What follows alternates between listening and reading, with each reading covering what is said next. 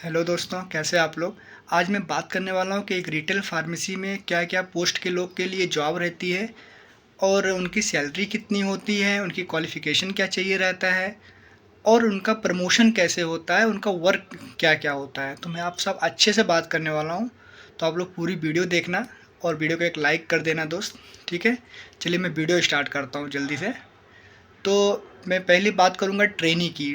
Trainee वो post होती है, वो 10th और 12th या उनका जो भी बैकग्राउंड है वो विदाउट फार्मेसी बैकग्राउंड है, तो उनके लिए ये पोस्ट होती है। ठीक है, हाँ, इसमें एक्सपीरियंस की ज़रूरत नहीं होती है, ये फ्रेशर के लिए होती है ट्रेनी की जॉब। और इसमें जो स्टार्टिंग सैलरी होती है वो 12,000 से स्टार्ट होती है, 12,000 से स्टार्ट होती है।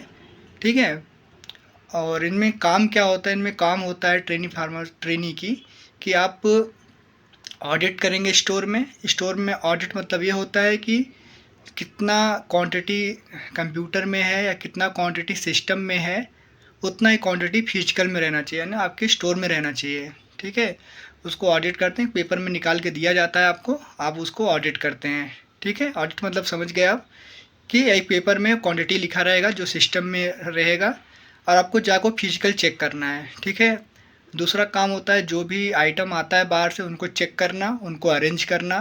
ठीक है, आपको कस्टमर अटेंड करना नहीं रहता है अगर आप ट्रेनी हैं तो। ठीक, इतना काम हो गया, बाकी कुछ आपको जो आपके सीनियर बोलते हैं वो आपको करना पड़ता है। अब ट्रेनी के ऊपर जो आते हैं उनको बोला जाता है फार्मेसी एड। ठीक है, फार्मेसी एड की जॉब क्या होती है, फार्मेसी एड की जॉब में आपको एक्सपीरियंस हुआ रहता है। ठीक है, आप एक्सपीरियंस रहते हैं और ट्रेनी से आप फार्मेसी एड बनने के लिए आपको ये 1 ईयर का टाइम होता है। 1 ईयर एक्सपीरियंस अगर आपको हो गया है ट्रेनी में तो आप फार्मेसी एड बन जाते हैं। और फार्मेसी एड में आपको कस्टमर भी अटेंड करना रहता है। ठीक है, बाकी जो ट्रेनी के काम है वो आपको भी करना पड़ सकता है।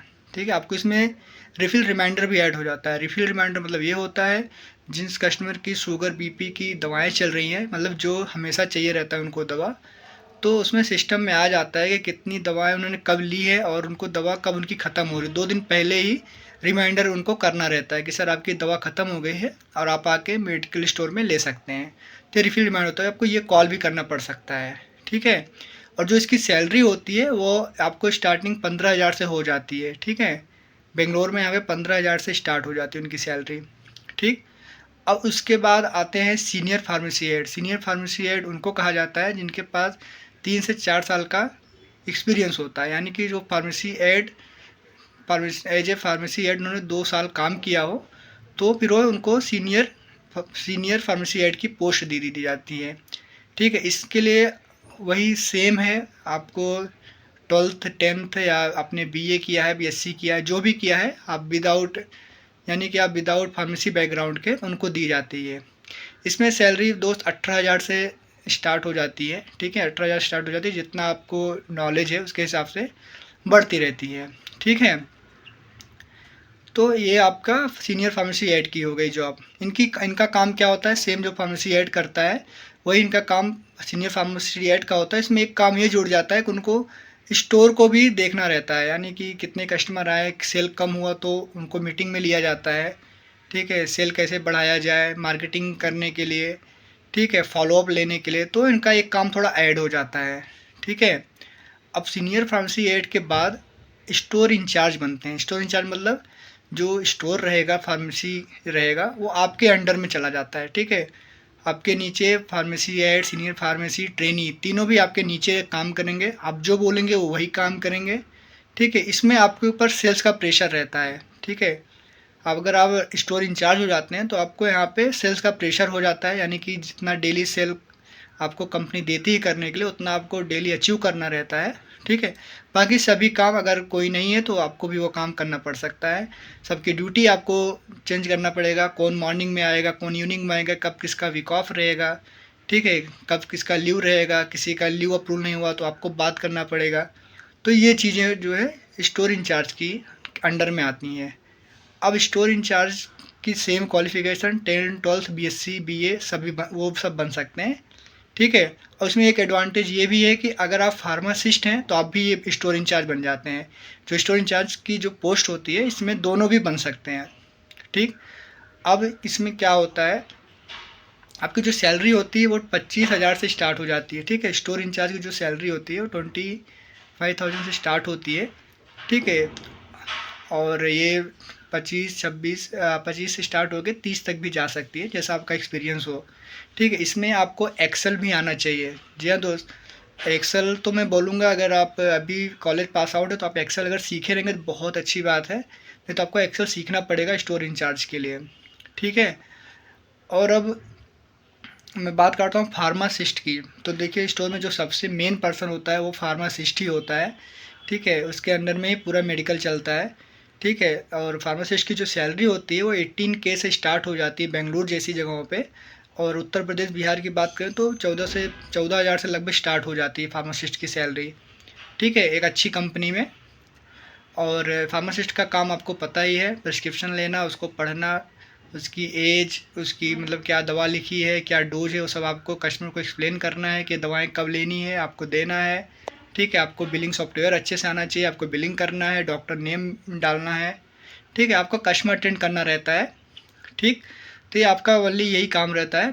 और अगर आप फ्री टाइम में और भी काम कर सकते हैं, नहीं तो मेन काम फार्मासिस्ट का रिटेल स्टोर में यही है कि वो उसको केवल यही करना है, कस्टमर को अटेंड करना है, ठीक है, और फॉलो अप करना है, ठीक है। कोई कस्टमर कुछ पूछने के लिए आता है, भैया मुझे इचिंग हो रहा है या मुझे फीवर है, तो वो दवा जो है फार्मासिस्ट ही देगा, ठीक है। अगर फार्मासिस्ट कहीं बिजी है तब वो दूसरा कोई दे देगा, नहीं तो अगर फार्मासिस्ट है स्टोर में तो फार्मासिस्ट ही वो चीज़ देगा, ठीक है। उसके लिए उसको एक एफ्रॉन भी मिलता है, अलग से उसको एफ्रॉन मिलेगा, वो पहने रहेगा, दूर से ही दिखेगा हाँ ये फार्मासिस्ट है, ठीक है।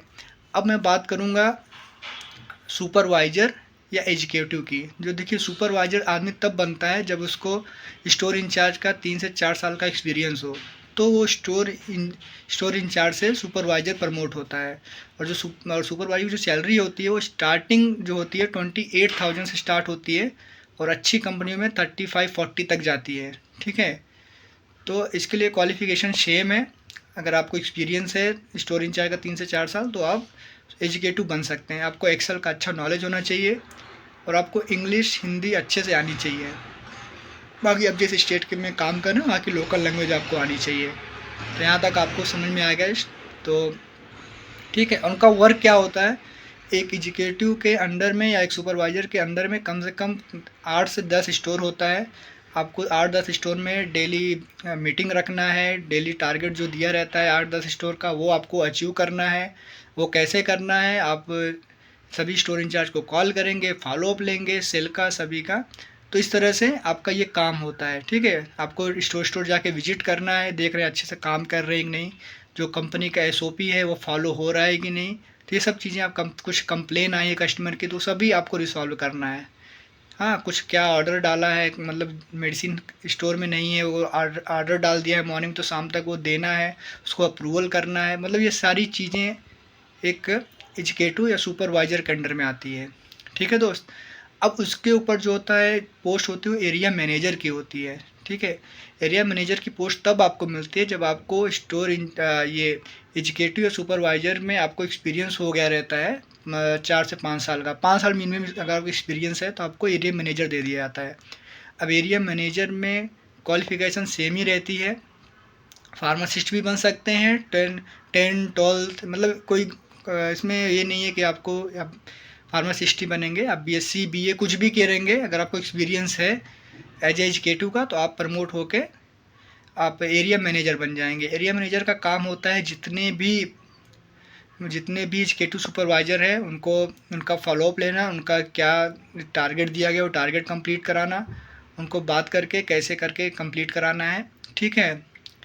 और लोगों की छुट्टी वगैरह जो सुपरवाइज़र की छुट्टी हो या स्टोर इंचार्ज की छुट्टी हो, फार्मासिस्ट की, फार्मेसी एड की, ट्रेनी की, तो वो सभी एरिया मैनेजर अप्रूवल करता है, ठीक है।